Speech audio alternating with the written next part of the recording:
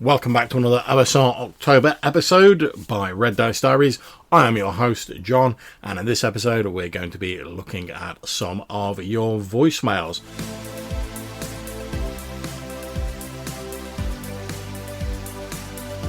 And our first voicemail is from longtime friend of the show, Jason of Nerds RPG Variety Cast. Take it away, Jason. Hey John, Jason here. Good episode on having the players help with the descriptions.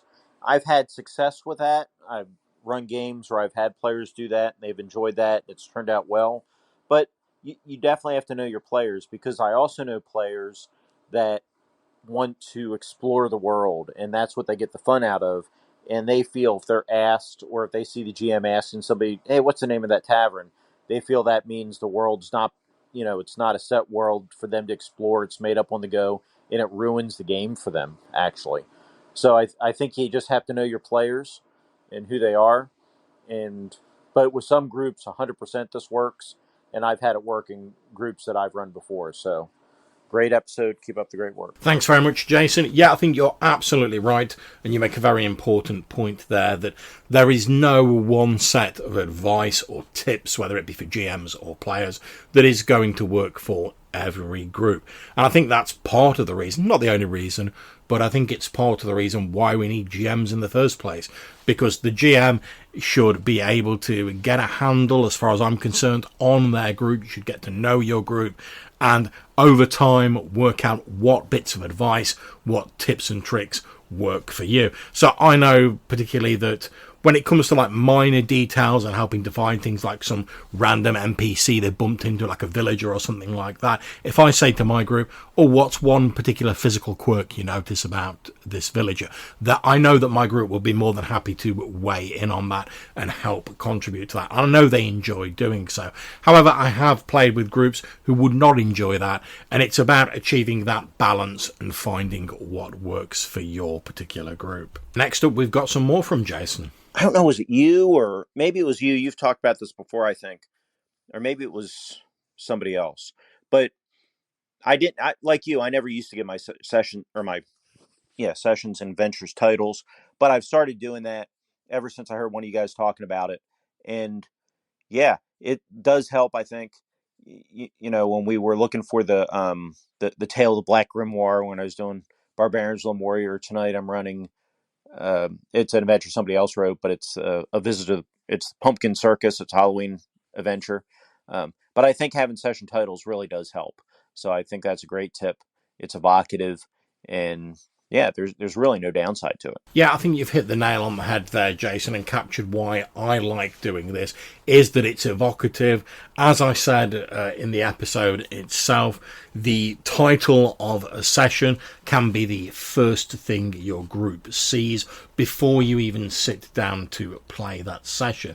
And I like to think of it like a film, I mean, obviously we see trailers and stuff like that. They're more available now than they've ever been. But if you see a film that has an intriguing title, or it sounds like it's going to be interesting, you're more likely to go, oh, do you know what, that sounds all right.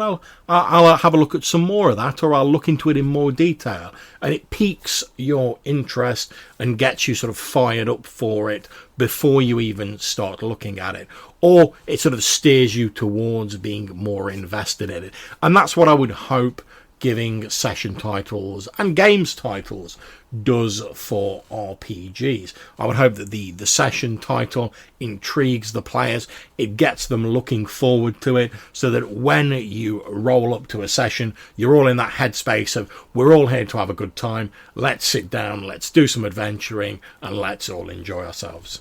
But tell me, Jason, what have you been thinking about the OSR October episodes that I've been putting out? Just listen to your second OSR October episode. And thanks for bringing Scorpio stuff into people's view. Great stuff. Highly recommended all this stuff, actually, or all their stuff. But yeah, just really neat stuff that encompasses what we're talking about at the OSR, that DIY, giving you options to plug in your game. You don't have to use them all, but here it is if you want it. So keep up the great work. Thanks very much, Jason. Couldn't agree more. I think a lot of the enjoyment I get from OSR games, not the only enjoyment, but a lot of the enjoyment I get is, like you say, a lot of these sort of plug and play supplements, like a lot of the stuff at Skerples and other creators within the OSR sphere do. And part of the enjoyment for me is looking at a number of different sort of elements from different books and thinking, how can I combine these to make something interesting or a little bit different to games I've run before? And obviously I've spoken previously about, curating like your random tables and your sources and stuff like that, because you can't possibly use everything in a single game. But I think having as wide a sort of palette to pull on means that you can create some really interesting, dynamic, and I suppose fresh settings and games just by varying which books and which supplements you pull on to sort of put together this ensemble piece for your tabletop RPG. And next up we have Randy from one of my favourite podcasts, Biggest Geekers. Take it away, Randy. Hey, John, this is Randy for Biggest Geekers. Long time no nothing. Yeah, I've got to admit, I have been a bit slack with my podcast listening, and particularly with leaving voicemails recently. I've got to admit, the whole sort of Anchor thing where it's become very difficult to leave messages and you have to do it through the website, and the website's a bag of shite on mobile phones and it takes ages to load. It sort of sapped my enthusiasm for leaving voicemails. It basically means if I want to do one with any sort of reliability, I've got to run upstairs, switch my computer on, load all of that up, go into the website, get my mic on, leave a message and stuff like that. Whereas it used to be the case of I just go on my phone, go into the Anchor app, beep, leave a voicemail, happy days. Whereas now I have to go a little bit more sort of through the ringer in order to do that. And yeah, to be honest, it's not a great deal more difficult, but it has sapped my enthusiasm a bit. But that is on me, and I am trying to get back to leaving some more voicemails and getting back into my podcast listening as and when my personal circumstances and work, etc., health problems and whatnot allow. So I'm sure I'll be dropping you some voicemails in the future. Anyway, let's go back to what Randy's going to say. Anyway, just listen to your episode about giving your sessions a title. I've never done that with the sessions, but I've absolutely done it for each adventure. Actually, when I think about it, I ran a 3-year-long campaign called the Seven Spheres. It's pretty involved. I may have done session titles. I think it's a cool idea. I think for me, as much as my players, I don't always announce it to them. I probably should.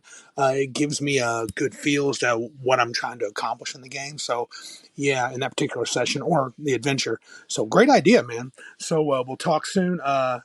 Joe and I need to have you on Biggest Geekus if you're able. I know we're on the different time zones, so we're still thinking of you, man. Take care. Keep up the good work. Thanks very much, Randy. Couldn't have said it better myself. And yeah, I do quite like the idea of just naming the adventures rather than the individual sessions, and particularly if I was doing a more sort of adventure or module based game, I think that'd be great. I mean, after all, how many times do you hear people mention like the Tome of Horrors or other iconic adventures? And I think it'd be kind of nice to sort of have specific adventures with a title, even if they're sort of adventures that have occurred organically within your game.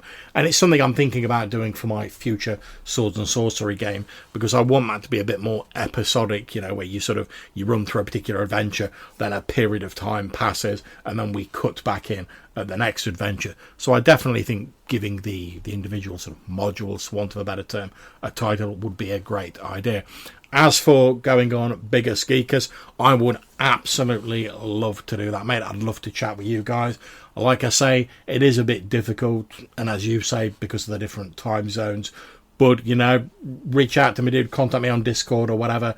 And if we can make it happen, we'll make it happen. I'd love to get on and actually chat with you guys in person. And our final voicemail for this episode is from Marcus, who dropped it on the old Anchor account. Take it away, Marcus. Hey, John. I listen to you every day on the way to work here in Texas, and this is not me working. This is me off work, and I just want to say, I always wanted to say to somebody, get bent. Yeah, it's not part of Texas culture, but it always just sounds so awesome to say it. Yeah, get bent. Anyway, I love your podcast. Thanks, guys. We'll listen to the next one. Yeah, cheers. Thanks, Marcus. Yeah, Get bent is one of the great and many colourful phrases that I thoroughly enjoy using. It's one of those phrases where, it can be an insult or it can just be a bit of banter between friends, depending entirely on the tone and the situation. But I'm glad I was able to enable you to actually say that to somebody.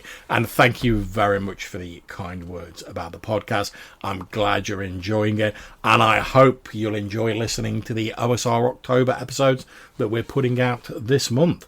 So there we are. That's it for this voicemail episode.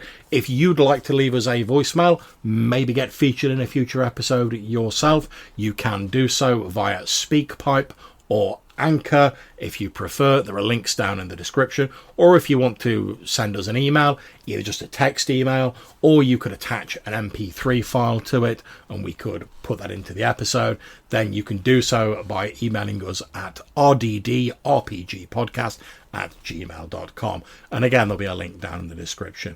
So hope you've enjoyed that episode. Take care, and whenever you're playing out there, have fun.